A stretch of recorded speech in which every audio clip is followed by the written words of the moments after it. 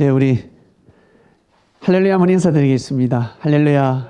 네, 할렐루야. 한 주간 안녕하셨는지요? 네, 오늘 몇 분이 또 예배를 참석하지 못했는데, 그리고 오늘 또 오랜만에 또 나오시는 분도 계세요.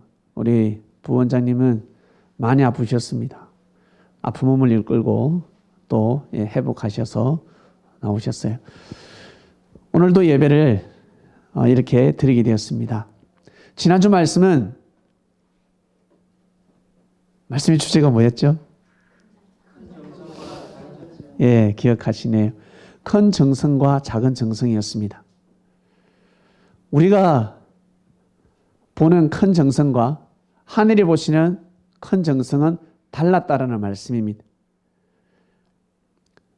그 말씀이 우리 삶 속에서 생명이 될 때 여러분 정말 귀한 삶을 살아가실 것입니다. 우리에게 주어진 시간은 똑같습니다. 24시간, 25시간 가진 사람이 있습니까? 26시간 가진 사람이 있습니까? 없습니다. 24시간입니다. 하나님이 우리에게 주신 때는 하루 24시간입니다. 이 세상에서 제일 귀한 금이 다들 지금이라고 합니다. 지금 현재 바로 시간이라는 것입니다. 시간을 어떻게 쓰느냐, 사용하느냐, 운명이 달라진다라고 합니다. 다 돈을 벌어야 되겠지만 어릴 적에는 돈을 버는 것이 아니라 공부를 해야 됩니다. 돈을 벌기 위한 공부,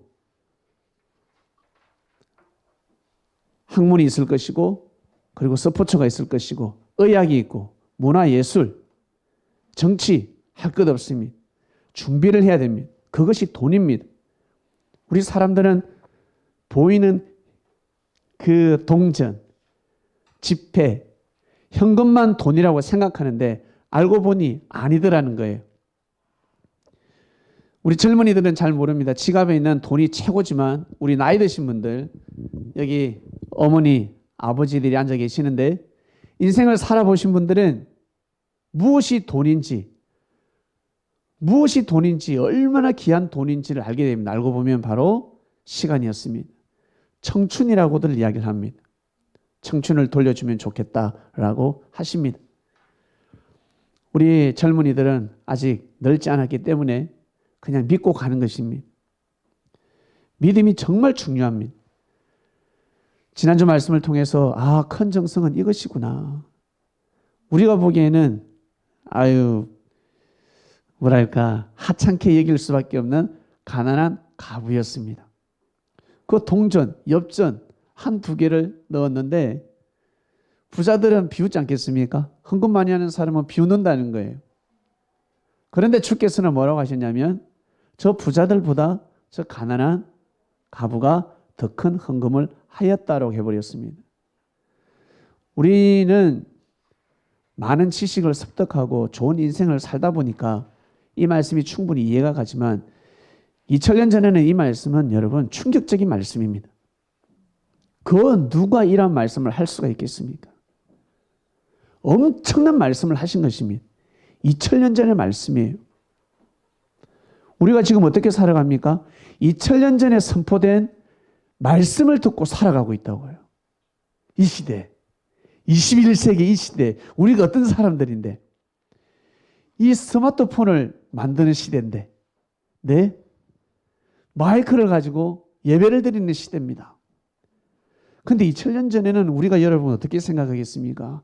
2000년 전은 정말 어떻게 보면 구시대, 고물딱지 시대라고 생각할 수가 있습니다. 고물시대. 지금은 새시대. 아니죠.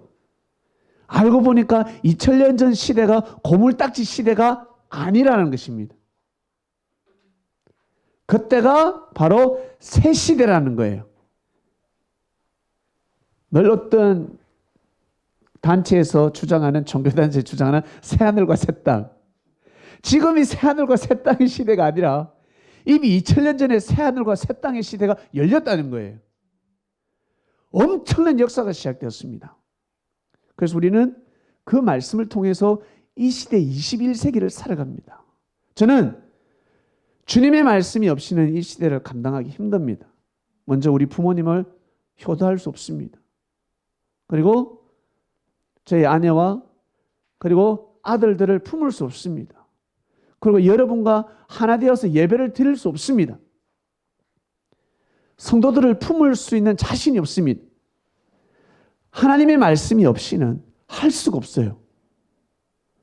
여러분 사상과 정신을 가지고 사람을 품을 수 있겠습니까? 한번 생각해 보세요. 여러분의 그 성격, 타고난 그 성격을 가지고 사람을 끝까지 품을 수 있겠습니까? 사람을 생명의 길로 인도할 수 있겠습니까? 아니요. 제가 여기서 볼 때는 정말 선하게 보이고 착해 보이고 멋있어 보이고 순한 양처럼 보입니다. 그런데 어떻습니까? 화나면 어떻습니까? 짜증나면 어떻습니까? 마음에 안 들면 어떻습니까? 배신감을 느꼈다. 뭔가 속았다는 느낌이 든다. 어떻습니까?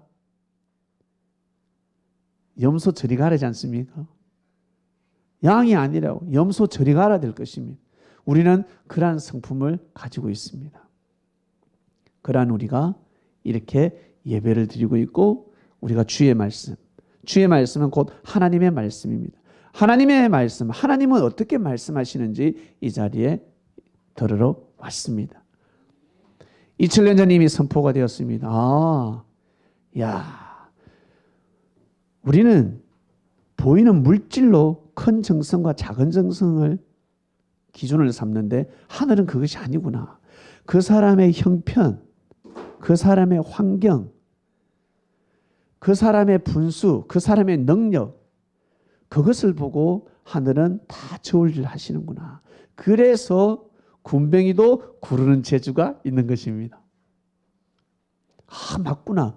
창조하신 그 뜻대로 살아가면 그것이 큰 정성이 되고 곧 구원이구나.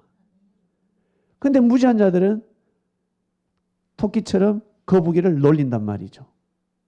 거북이가 육지에서는 토끼를 이길 수 없지만 바닷속에 들어가면 해일이 쳐도 폭풍이 와도 얼마나 잽싸게 헤엄을 칠 수 있습니까? 그와 같다는 것입니다. 능력이 많으신 분들이 있습니까? 혹시 이 세상을 답답하게 생각하고 나는 많은 것을 가지고 태어났다. 마치 부자처럼. 그리고 삼손처럼 나는 많은 힘을 가지고 있다라는 분이 계세요? 부모 잘 만나가지고 눈을 딱 떴는데 금수저야. 부모님 잘 만나서 DNA를 잘 받아가지고 피를 잘 받았어요. 그래서 노래도 잘해. 공부도 잘해. 정말 유식해. 시험 치면 다 합격해. 명예도 오고 그 다음에 권력도 따라와. 그런 사람이 혹시 있습니까? 아니면 여러분 집안에 그런 사람이 있습니까? 이러한 사람들은 특히 말씀을 잘 들어야 됩니다. 어떻게 보면 지난주 말씀처럼 부자라고 할 수가 있습니다. 능력 많은 부자라고 할 수 있습니다. 그러나 주님은 부자를 칭찬하신 것이 아니라 누굴 칭찬했다? 가난한 과부를 칭찬했다. 능력이 많으면 많을수록 정말 겸손한 삶을 살아야 합니다. 구원받기가 더 어렵다는 거예요. 능력이 많으면 많을수록, 부자면 부자일수록 천국 가기가 더 어렵다는 거예요. 왜? 교만할 수밖에 없으니까. 교만해지니까. 작은 것에 감사하지 못하고 자기 능력껏 내가 수고하고 했으니까 다 이루어집니다.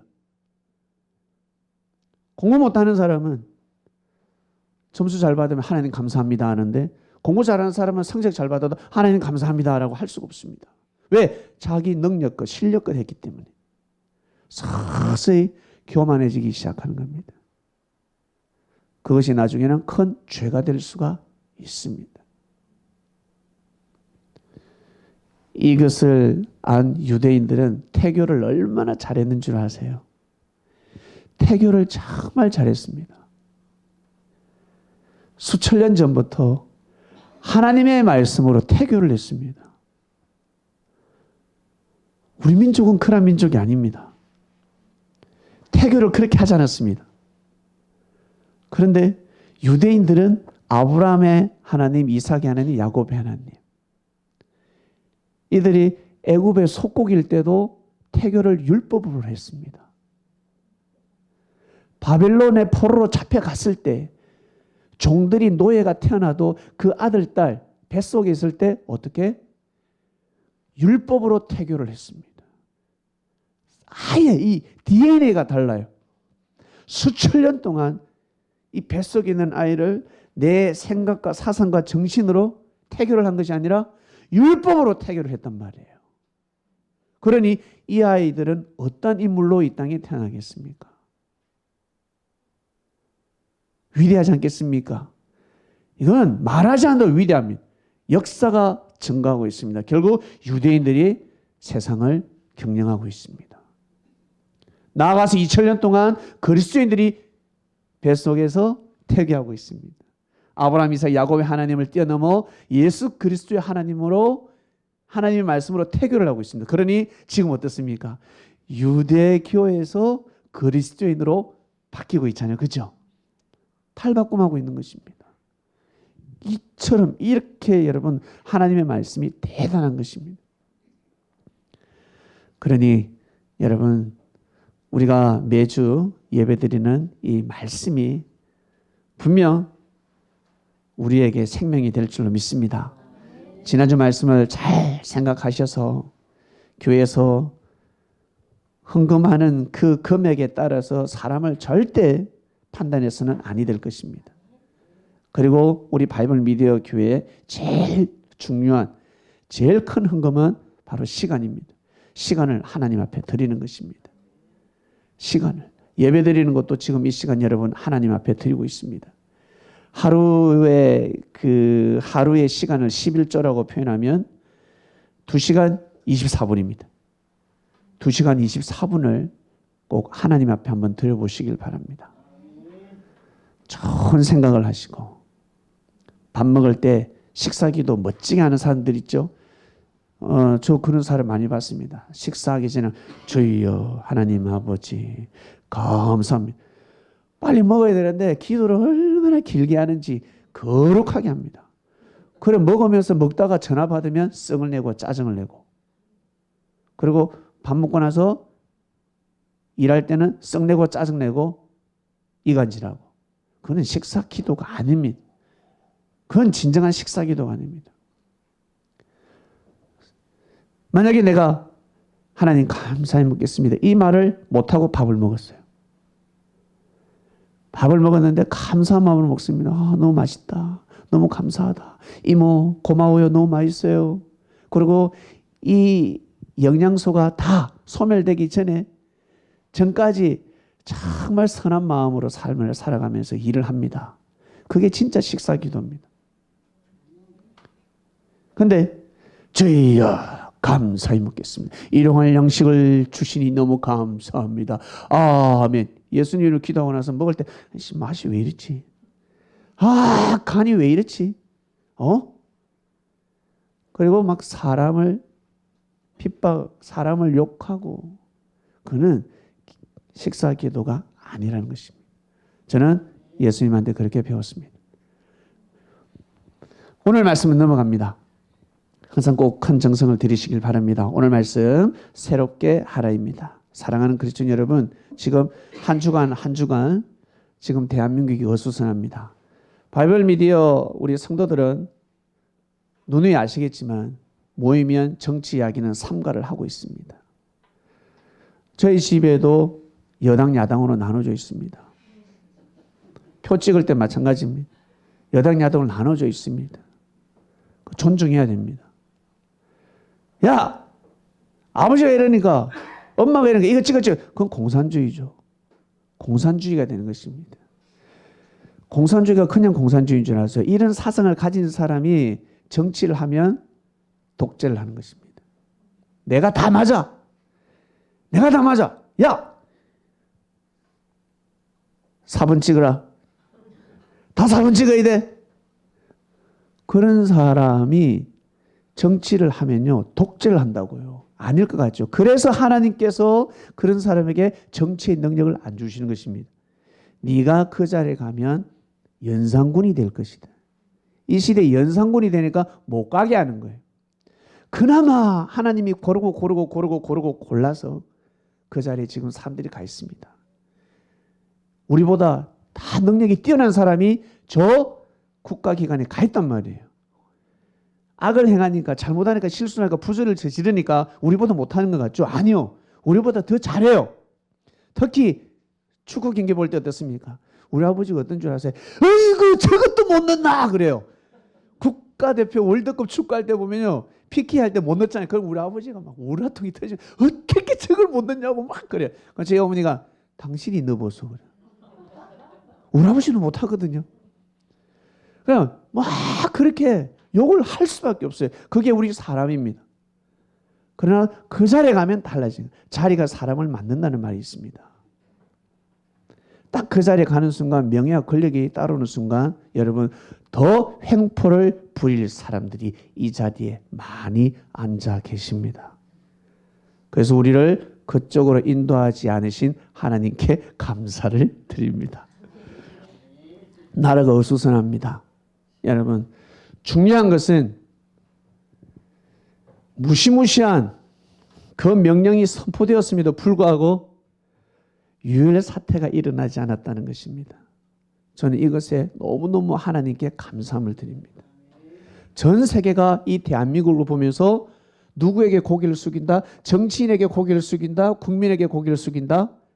국민에게 고개를 숙인다. 전 세계인들이 우리나라 정치인들을 극찬하는 것이 아니라 이 대한민국 국민을 극찬하고 있습니다. 이것이 중요한 것입니다. 여기에 분명히 가슴에 태극기를 품고 있는 사람이 있고, 모르죠, 혹시 가방에 태극기 있는지. 또 가슴에 촛불을 품고 있는 사람이 있을 것입니다. 절대 다르다고 해서 비방하고 싸우려는 그런 마음을 버리시길 바랍니다. 만약에 예수님이 이 모든 상을 하시면 뭐라고 하시겠습니까? 네? 촛불이 이겼다 해가지고 와! 야는 막 춤을 추면 뭐라고 하겠습니까? 그래 신나지, 나도 신난다 그러시겠습니까? 겸손하라, 겸허하라, 얘야 기도하라 라고 하지 않겠습니까? 주님은 분명히 그러실 것입니다. 그러니 함부로 심판하지 마시고, 그리고 가족끼리, 우리 그리스도인들끼리 서로 다를 수가 있습니다. 그렇다 해서 절대 큰 목소리 내지 마시고, 저는 그거 너무너무 싫어합니다. 정말 싫어합니다. 그러지 마시고, 중요한 것은 정치도 중요하지만 여러분 가족이 중요하지 않습니까? 가정에서 왜 정치로 깨집니까? 그리고 우리 바이블 미디어 교회 성도들이 중요한 것입니다. 그러니까 항상 자기의 그 권리를, 자기의 권능을 주장할 때는 언제? 투표하시면 됩니다. 투표하면 된다. 투표로 힘을 발휘하시길 바랍니다. 목소리로 힘을 발휘하지 마시고, 꼭 여러분 우리 바이블 미디어 안에서 어떠한 일에서도 분쟁이 일어나지 않았으면 좋겠습니다. 새롭게 하랍니다. 하늘은 새롭게 하라 하셨습니다. 새롭게 하라 해도 사람이 말을 듣지 않습니다. 이게 핵심입니다. 새롭게 하려고 내가 왔는데 왜 말을 듣지 않느냐? 하나님이 말씀하시는 겁니다. 맨날 새롭게 하고 싶대. 새로운 사람이 되고 싶대. 예? 근데 사람이 그렇게 하지를 못해요. 받아들이질 않습니다. 공부를 해보면 알 수가 있습니다. 역사 공부도 마찬가지고 성경 공부도 마찬가지입니다. 성경을 쭉 읽어보면 하나님은 항상 새롭게 역사하시려고 말씀을 선포했는데 사람들이 그 새로운 말씀을 받아들이지 않더라는 거예요. 새로운 삶을 살고 싶지 않습니까? 그러면 제일 처음 어떻게 해야 될까? 새로운 마음을 가져야 됩니다. 새로운 마음을 가지지 않고서는 새로운 삶을 절대 살 수가 없습니다. 하늘은 새롭게 되리라. 이 모든 세상이 새롭게 되리라 해도 내가 새로운 마음을 가지지 않으면 절대 새로운 역사를 이룰 수 없습니다. 본문 보겠습니다. 베드로 여러분 잘 아시죠? 여러분 베드로, 저는 베드로를 너무너무 존중합니다. 진짜 대단한 제자입니다. 여러분 예수님 제자들 중에서 어떤 사람이 되고 싶습니까? 어떤 제자의 믿음을 본받고 싶습니까? 저는 베드로의 믿음을 본받고 싶은 사람입니다. 베드로 하면 세 번 부인했다. 겁이 많아가지고 3번 부인하고 지가 살려고 그렇게 생각하시는데 성경을 자세히 보면 그 뜻이 아닙니다. 많은 제자들 중에서 베드로에게 이 시몬이잖아요. 이름. 게바예요. 이 시몬에게 베드로라는 이름을 줬습니다. 베드로가 무슨 뜻이냐면 반석이라는 뜻입니다. 반석은 깨어지지 않는 돌입니다. 그래서 이 베드로의 믿음은 달랐습니다. 배를 버리고 나를 따르라니까 배를 버려버렸습니다. 종이 버리듯이 이렇게 휙 배를 버린 것이 아니잖아요. 그전에는 자기 장모님을 모시고 아이들하고 마누라하고 오손도손 살았는데 배를 버리고 나서는 주를 만나고 나서는 배를 버렸습니다. 그것은 이제는 그 모든 자금을 섭리 자금으로 쓰는 겁니다. 그전에는 자기 돈이었는데 배를 가지고 있다 그러면 가난한 사람이 아닙니다. 지금도 배를 가지고 있으면 가난한 사람이 아닌데 2000년 전에 배를 가지고 있다는 것은 여러분 큰 부자는 아닐지라도 중산층은 되는 겁니다. 돈이 현금이 돌고 있습니다. 현금이 돈다고요. 베드로하고 친하면 배에 굶을 일이 없습니다. 2000년 전에 얼마나 굶을 일이 많습니까? 굶을 수가 없습니다. 지포도 먹을 수 있고 예? 회도 먹을 수 있고 참 든든하게 먹을 수 있어요. 그런데 베드로가 배를 버렸다라고 합니다. 그것은 주여 이제부터는 제가 이 모든 배에서 올라오는 수익을 하늘 앞에 드리도록 하겠습니다. 그 뜻입니다.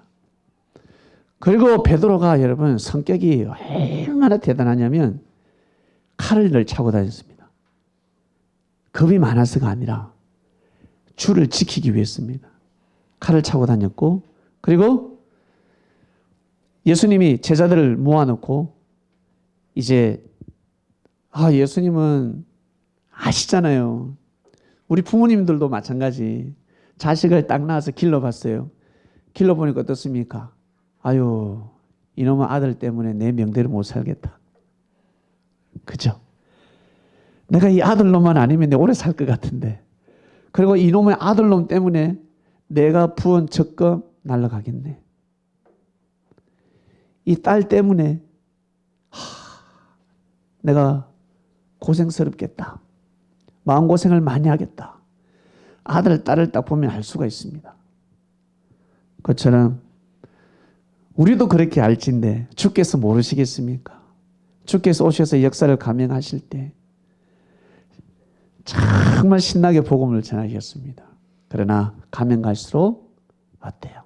예수님을 죽이려고 합니다. 핍박이 아닙니다. 죽이려고 합니다. 그리고 예수님은 도망갈 수도 있었습니다.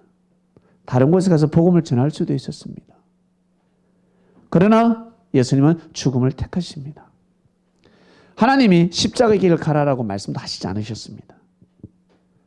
죽으라라고 말씀도 하시지 않으셨습니다. 그러나 예수님은 내가 십자가의 길을 가지 아니하고서는 하나님의 뜻을 이룰 수 없다는 것을 믿습니다. 십자가상에서 끝까지 기도하시잖아요. 무슨 기도였습니까? 어떻게 보면 살려달라는 기도였습니다. 하나님 아버지 살려주세요. 저를 좀 살려주세요. 그리스도 메시아가 그 기도한단 말이에요. 예. 끝까지 기도를 하십니다. 이 잔을 정말 제가 마셔야 되겠냐고. 결국 십자가의 길을 가시잖아요. 그리고 저들의 죄를 용서하게 해달라고 하였습니다. 저들의 죄를 용서하게 해달라고 기도하는데 저들의 죄가 용서가 됩니까? 그 당시에는 예수님에게 행한 악질은 용서함으로 용서가 되겠지만 그 악이 멈추지 않는데 그리스도를 죽였으니 얼마나 악한 사람들이겠습니까? 여러분 주위에 여러분이 잘해줬는데 정말 잘해줬는데 그 은혜를 모르고 은혜를 원수로 갚습니다. 잘해줬는데 그리고 우리 자식들이 가정에서 많은 사랑을 받았는데 부모의 사랑을 모릅니다. 어디 가서 성공을 하겠습니까? 어디 가서 그 사람들에게 인정을 받을 수 있겠습니까? 가까운 사람, 나에게 은혜를 베푼 사람을 무시하는데 어디 가서 자기한테 못해주는 사람에게 고개를 숙일 수 있다고요? 힘듭니다. 그래서 우리 이런 말씀을 하죠. 안에서 깨진 바가지는 나가서도 별 볼 일 없다라고 이야기를 합니다. 먼저는 나한테 잘해주는 사람. 내가 잘 되게끔 기대해주는 사람. 응원해주는 사람.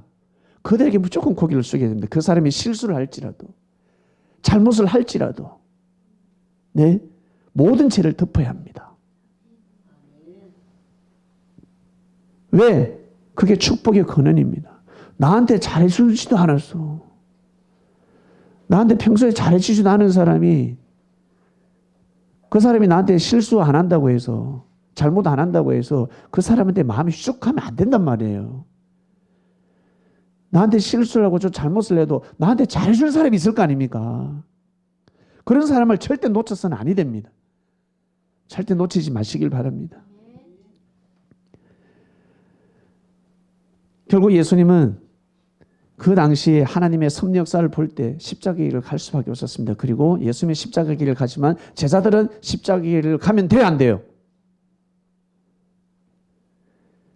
판조자님, 예수님은 십자가의 길을 가시는데 제자들은 십자가의 길을 가면 돼요, 안 돼요? 안 돼요. 부모가 죽고 자식은 살아야지. 어떤 부모가 야 이놈아 아들아 이 어머니하고 같이 죽자 할 사람이 어디 있습니까? 도망가라.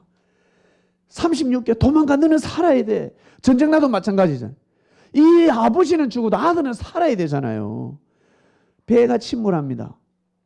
배가 침몰합니다. 제일 먼저 누굴 구제합니까? 어린아이잖아요. 임산부.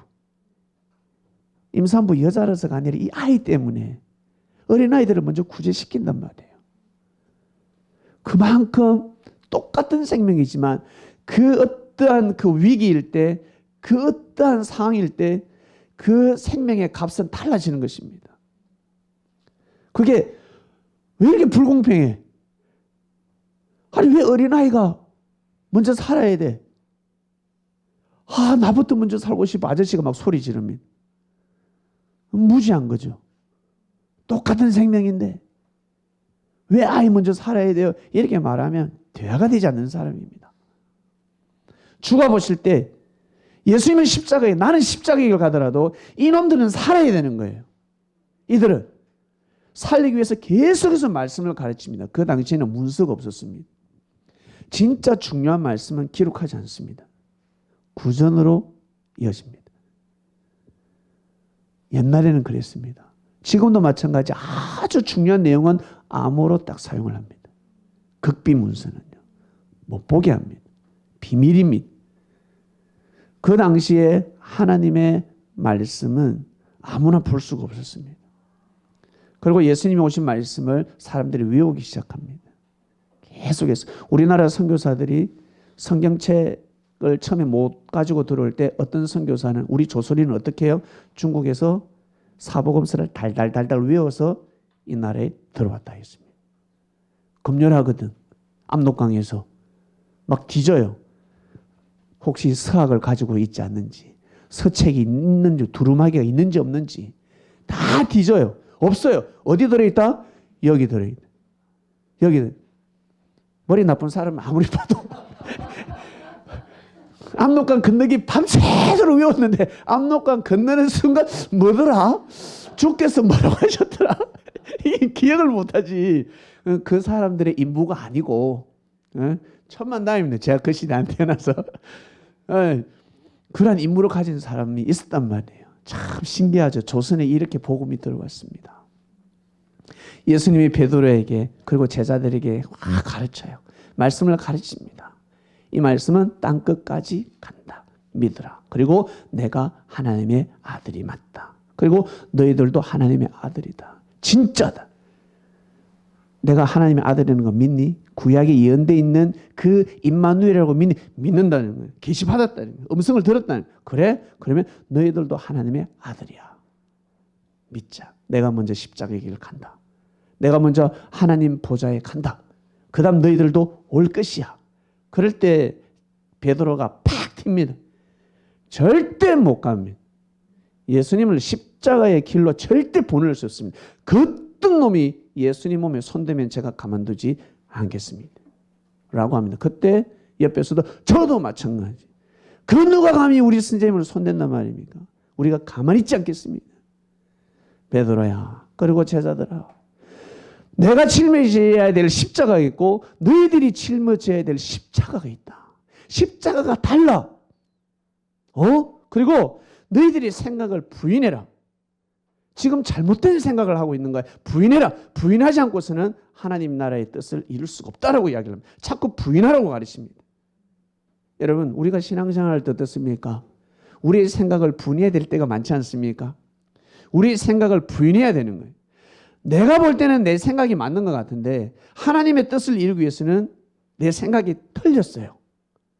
잘못되었어요. 내가 생각하기에는 이거 지적하고 심판해야 되는데 하나님의 뜻을 볼 때는 모른 척하고 가야 돼. 모른 척해야 돼.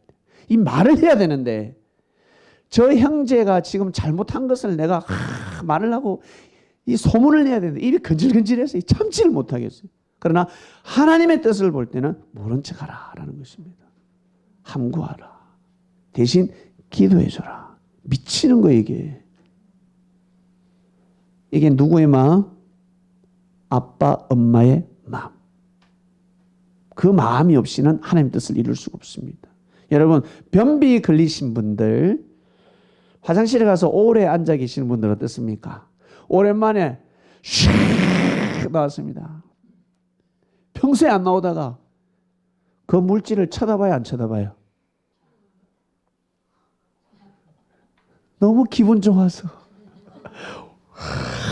기분이 쳐다보잖아요. 그죠? 나는 너무 좋아. 그 분비물, 이따만한 분비물이 너무 더 나와야 되나? 더 나와야 돼. 더 나왔으면 좋겠어요. 그런데 뒤에 들어오는 사람이 화장실에 들어왔는데 무엇이 누렇게 묻어 있어요. 이씨 더러워라. 참말이야. 더러워라. 누가 똥을 쌌냐라고 하는 거예요. 내 똥은 안 더럽고 내 똥에 이만큼 이 똥은 안 더러운데 남 똥 요 조그마한 것들 더러워 죽는 거예요. 아시겠습니까? 우리는 그런 사람입니다. 내 죄는 큰 죄를 범해도 죄인 줄을 모르는데 형제 조그마한 그 죄는 미치는 거예요. 심판해야 되는 거예요. 나는 제3을 받고 싶지만 누가 내 죄를 모르길 원하지만 형제의 허물을 알면 막 심판하기 바쁩니다. 이것을 지적하러 오셨습니다. 이것을 예수님께서 말씀하셨다는 거예요. 제자들아, 너희들은 그러지 마라. 제자들이 혼돈하기 시작했습니다. 그러면서 마음이 새로워지니 새로운 하나님의 은혜를 받게 되고 이 복음은 땅끝까지 갈 수밖에 없겠구나. 2000년 전인데 어마어마하지 않습니까? 획기적인 말씀입니다. 그리고 예수님의 설교는 남달랐습니다. 진짜 은혜 그 자체였습니다. 결국 이 베드로가 남달랐습니다. 예수님 보시기에는 이 베드로가 남달랐습니다. 네. 그래서 베드로에게 베드로야, 네가 짊어져야 될 십자가가 있다.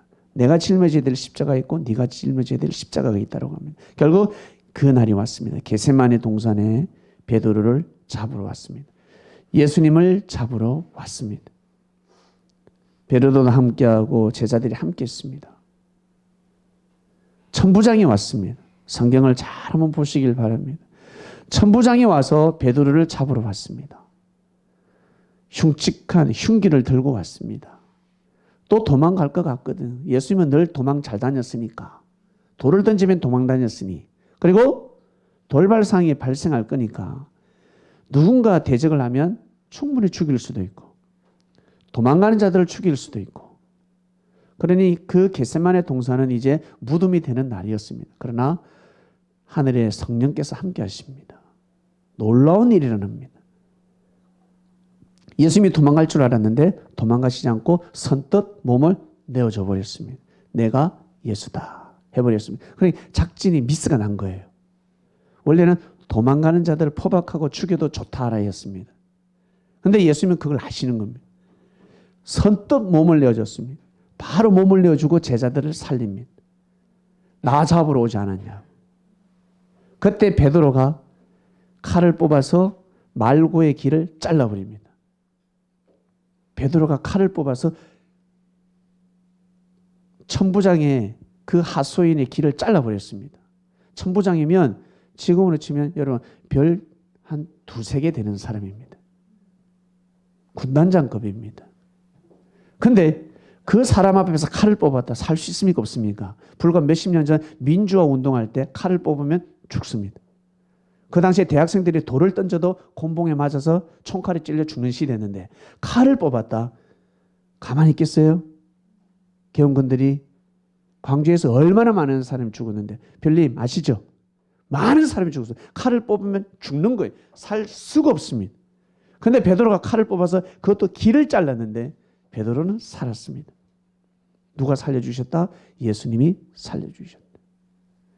예수님이 천부장에게 간절히 호소합니다. 간절히 천부장 한마디에 베드로는 죽을 수가 있으니까. 베드로뿐만 아니라 모든 사람이 다 죽을 수가 있습니다. 그러면 끝나는 거예요, 역사가.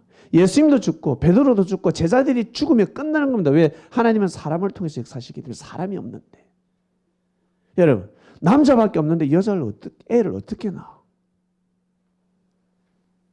여자밖에 없어요.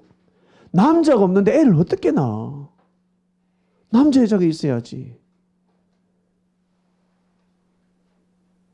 제자들이 있어야 생명의 역사를 낳지. 말씀의 씨를 뿌렸단 말이에요. 이제 생명의 씨, 말씀의 씨를 제자들에게 뿌렸단 말이에요. 마음밭에 뿌렸단 말이에요. 근데 그들이 다 죽어버리면 역사는 끝난단 말입니다. 그들이 다른 곳으로 가서 내 같은 사람에게. 그리고 여러분 전도하실 때 여러분 같은 사람 전도해 보시길 바랍니다. 말 안 듣는 사람들이 있습니다. 우리처럼 말 안 듣고 뺀질뺀질한 사람이 있고, 여러분 예전에 복음을 받아들이기 전에 모습을 한번 보시길 바랍니다. 어떻습니까? 제 동생은 매 놀러 다녔습니다. 대학교 때. 동생아, 같이 신앙생활 좀 하자. 하나님 안 믿어봐. 매 놀러 다녔. 디스코텍에도 갔다가, 클럽에도 갔다가, MT 갔다가, 뺀질뺀질 놀러 다닙니다. 네. 그랬었어요. 그런데 어때요? 제가 포기치 않고 끝까지 기도하고 복음을 넣으니까 요렇게 살아가고 있습니다. 이렇게. 이래 되더라는 거예요. 예, 저 같은 사람을 전도했습니다. 여러분, 이렇게 되더라는 거예요. 불가능한 일이 가능하게 되더라는 것입니다. 참 신기하죠. 하나님이 계시지 않으면 이런 일이 일어날 수가 없다고 생각합니다. 결국 베드로가 칼을 뽑았는데 살았습니다. 예수님이 얼마나 애간장이 탔을까. 천부장 말 한마디에 그냥 끝나는 건데 예수님이 천부장의 눈을 보면서 호소하지 않았겠습니까? 나 잡으러 왔으니, 내 몸을 내어놓았으니 이 제자를 용서해달라고. 그리고 베드로를 호통치지 않았습니까? 야! 호통치지 않았겠습니까?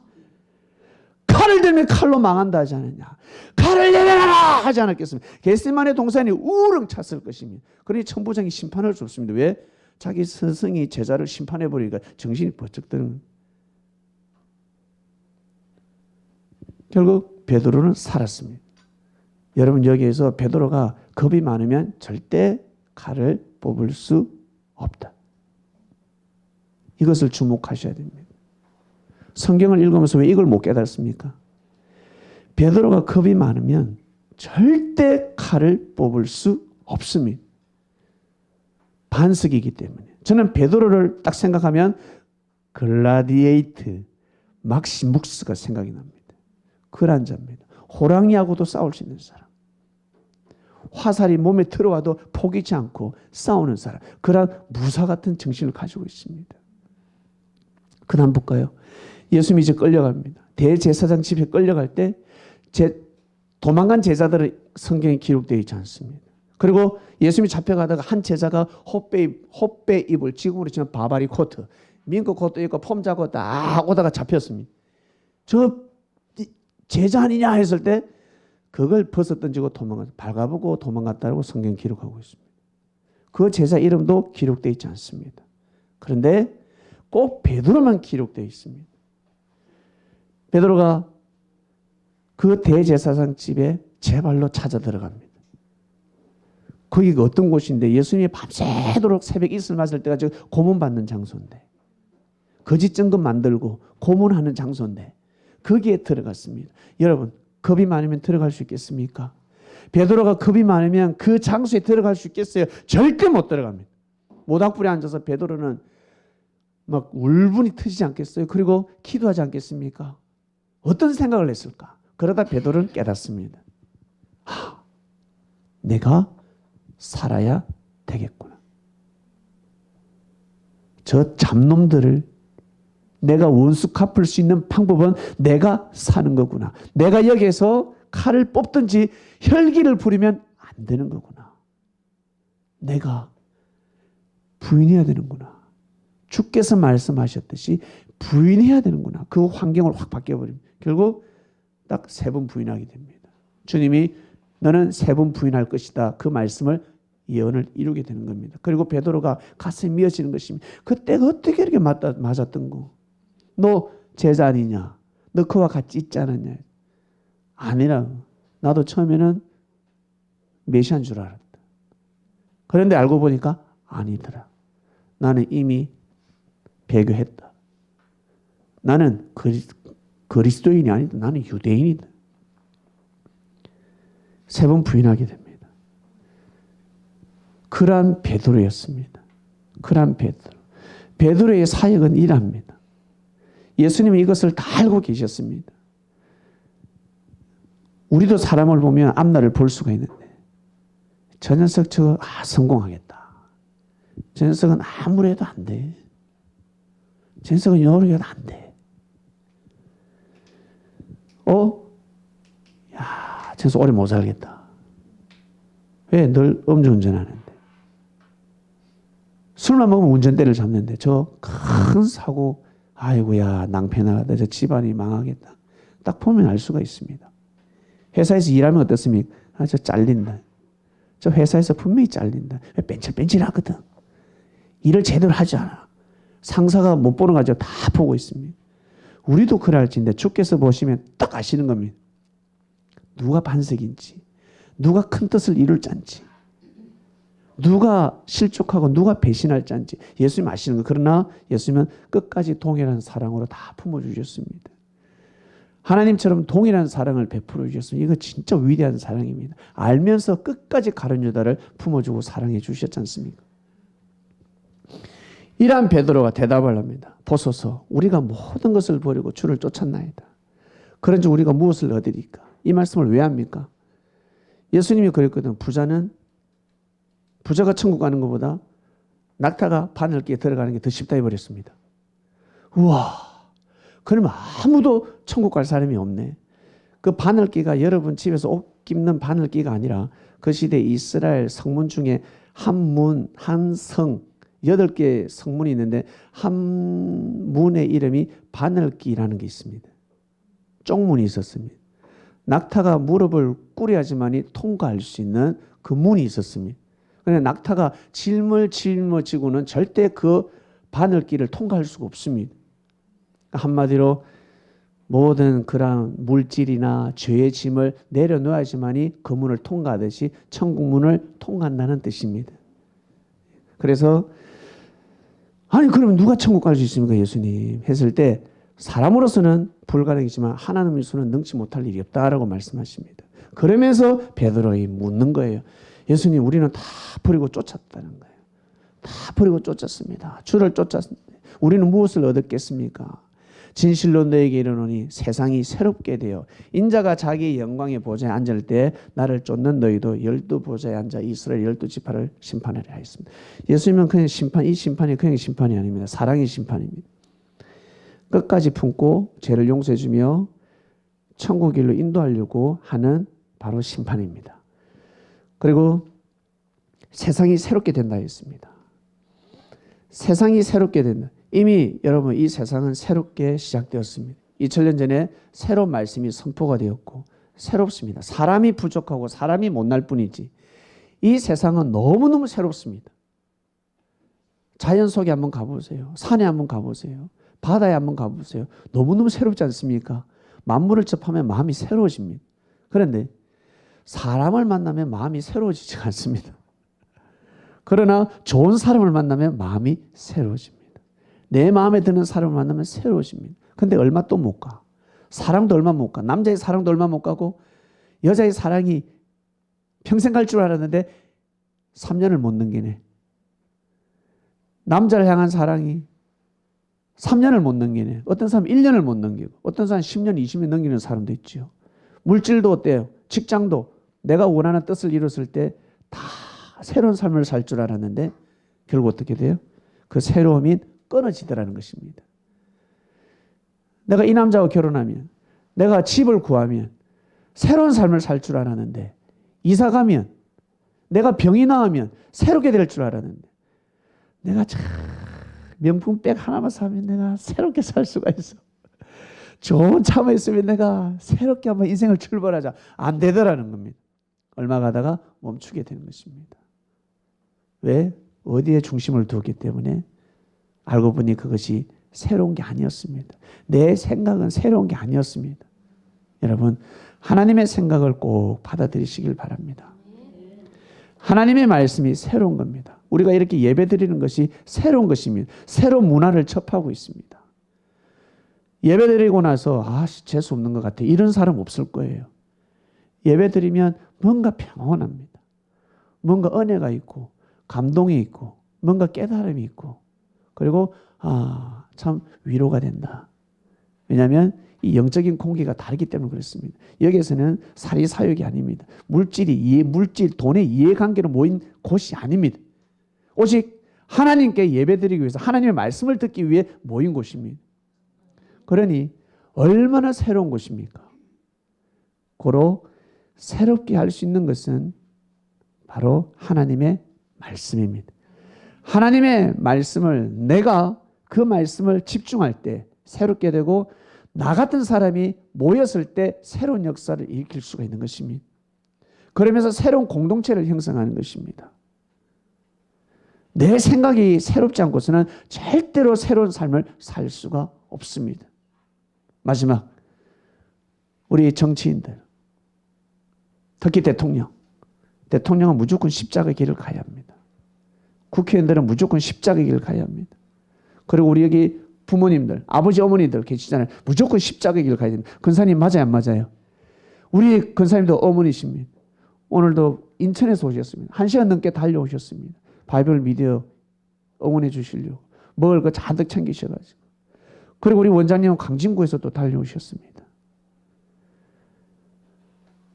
또 우리 저기 신에서 자매는 또 저 부산에서 왔네요. 우리 또 이중계 목사님은 별내에서 오셨고 여러 등등 우리가 곳곳에서 왔습니다. 우리가 새롭게 되려면 새로운 역사를 쓰려면 반드시 새로운 말씀이 필요합니다. 여러분 말씀을 아주 귀하게 여겨야 됩니다. 진리 별거 없습니다. 여러분. 계속해서 진리를 배우겠지만 최고의 진리는 생명을 사랑하라는 것입니다. 그 속에 말씀을 깊이 들어가면 여러분 이미 다 알고 있는 말씀들입니다. 다 알고 있는 말씀인데 그 말씀이 진리인 줄 모르고 살았을 뿐입니다. 형제의 죄를 눈 감아주고 대신 기도해주면 내가 제사함을 받는다. 이게 진리라고요. 나 내 죄를 회개하고 싶은데 하나님 내가 죄를 범했습니다. 어제 제가 말을 실수해가지고 일단 잘못했습니다. 회복할 길이 없어요. 많은 사람에게 상처를 주고 이거 어떻게 하면 회복할 수 있겠습니까? 일일이 찾아가면서 말해도 회복이 가능하겠지만 아주 쉬운 회복이 있습니다. 더 이상 형제가 말 실수했을 때 심판 안 하면 되는 겁니다. 남들 다 심판할 때 욕할 때 나는 혀를 금하는 것입니다. 욕할 수밖에 없는 상황에서 욕을 하지 않는 것입니다. 그러면 저축이 되는 것입니다. 내가 잘못했을 때 나중에 제사함을 받을 수가 있습니다. 절대 공짜는 없습니다.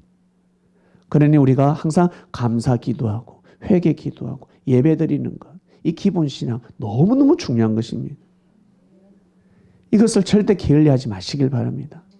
큰 걸 생각하지 말고 새롭게 하라였습니다. 충분히 새롭게 할 수가 있습니다. 말씀을, 오늘 말씀 듣는 말씀을 여러분 꼭 마음속에 새기시길 바랍니다. 아, 내가 새로운 삶을 살고 싶다. 웃기만 웃어보세요. 말씀하지 마. 나는 말할 때마다 문제가 생겨. 말하지 말라니까요. 나는 말하지 말라니까요. 나는 더 좋은 말을 해가지고 내가 회복하겠다. 말하지 말라니까요. 좋은 말도 하지 말고 아무 말도 하지 마세요. 그냥 어떻게? 진짜 하루 종일 이렇게만 있어보세요. 나는 말을 잘못해가지고 실수를 해가지고 오늘 모임에서는 만회를 회복을 해야지 해가지고 말을 또 하다가 또 실수한다고. 그럼 말을 하지 말고 가만. 너 왜 어디 아프니까?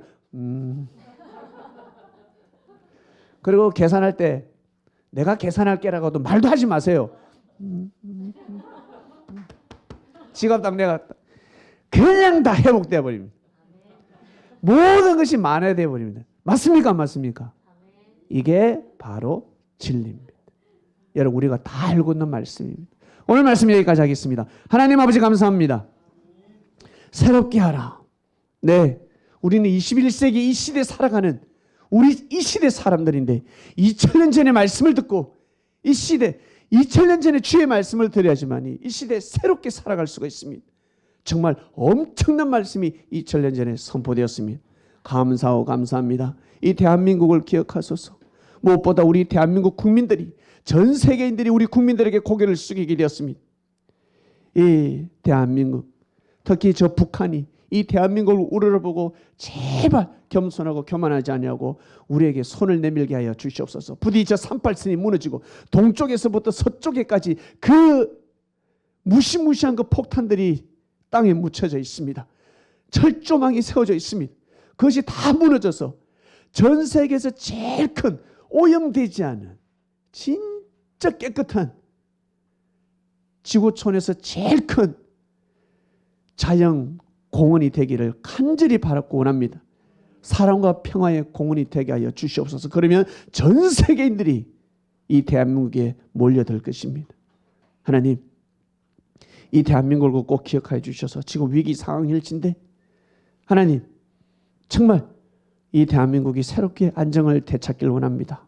무엇보다 우리 바이블 미디어 그리스도인들은 하나님의 말씀을 통해서 항상 정치로 절대 싸우는 일이 없게 하여 주시고 서로 이해해주고, 그리고 상대가 고집을 피우면 그래, 그럴 수 있다, 너그럽게 받아주고, 항상 그 정치에서 말씀이 끝나는 것이 아니라 하늘 정치, 하늘 말씀으로 꼭 옮겨지기를 원합니다.